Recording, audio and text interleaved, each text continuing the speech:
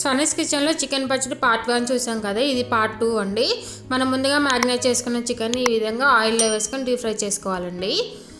ఈ చికెన్ అనేది మనకి గోల్డెన్ రెడ్డిష్ కలర్లోకి వచ్చేంత వరకు ఈ విధంగా మధ్యలో కలుపుకుంటూ మనం గోల్డెన్ రెడ్డిష్ కలర్లో వచ్చేంత వరకు డీప్ ఫ్రై చేసుకోవాలండి. చూడండి, పీసెస్ మొత్తం ఈ విధంగా ఈవెన్గా రెడ్ కలర్లో రావాలి. ఇప్పుడు వీటిని పక్కన పెట్టుకొని అదే ఆయిల్లో 1 టేబుల్ స్పూన్ అల్లం వెల్లుల్లి పేస్ట్ వేసుకొని పచ్చివాసన పోయేంత వరకు ఫ్రై చేసుకోవాలి. ఇది పచ్చివాసన పోయిన తర్వాత ఇందులో కొంచెం కరివేపాకు, 4 టేబుల్ స్పూన్స్ కారం, టేస్ట్కి సరిపడా సాల్ట్, మనం ముందుగానే ప్రిపేర్ చేసి పెట్టుకున్న మసాలాని ఇందులో యాడ్ చేసుకొని ఒకసారి బాగా కలుపుకుంటూ ఉండాలి.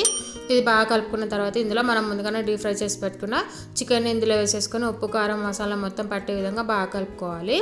ఇప్పుడు ఇందులో 10-15 వెల్లుల్లి ఈ విధంగా వేసుకొని ఒకసారి బాగా కలుపుకోవాలండి. చికెన్ పచ్చడి బాగా చల్లారిన తర్వాత ఇందులో 3 టేబుల్ స్పూన్స్ నిమ్మరసం యాడ్ చేసుకోవాలి. ఫుల్ వీడియో డిస్క్రిప్షన్లో ఉంది, ఒకసారి వెళ్ళి చెక్ చేయండి. మన ఛానల్ సబ్స్క్రైబ్ చేయండి. Thank you for watching. Bye.